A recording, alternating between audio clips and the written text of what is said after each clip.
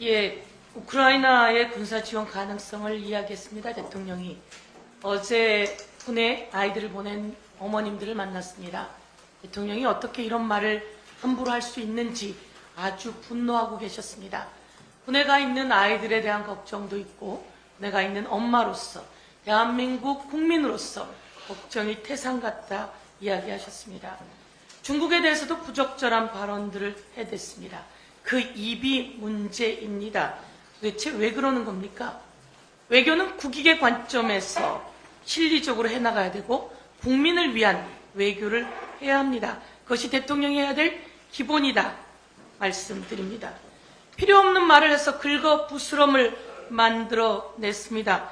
대통령의 가벼운 입 때문에 대한민국이 위기를 맞았습니다. 러시아의 안보회의 부의장은 이런 이야기를 했습니다.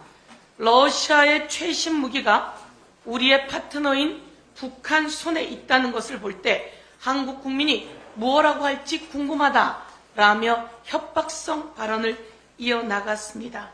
러시아에 우리 교민 16만이 있습니다. 그리고 러시아에 우리 진출기업 160개가 넘는 기업이 있습니다. 이 기업과 교민들이 현재 가장 불안한 상태에서 직격탄을 맞았습니다.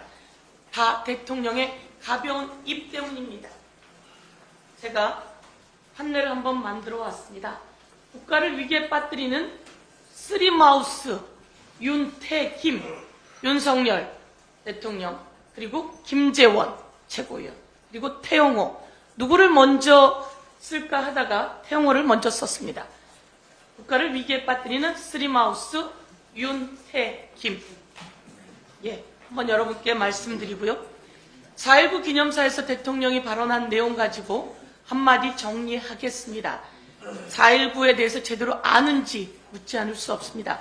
이승만 대통령의 부정선거, 독재 연장에 항거한 국민들의 민주화 운동이었습니다.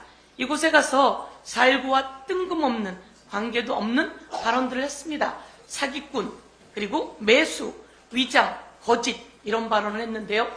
어쩜 그렇게 윤석열 대통령 가족에게 딱 들어맞는지 제가 한번 정리해 보도록 하겠습니다. 사기꾼이라고 이야기했는데요.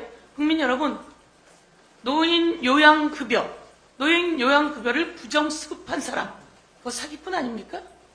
그리고 차명 거래하고 불법으로 땅 투기해서 법적 처벌까지 받았습니다.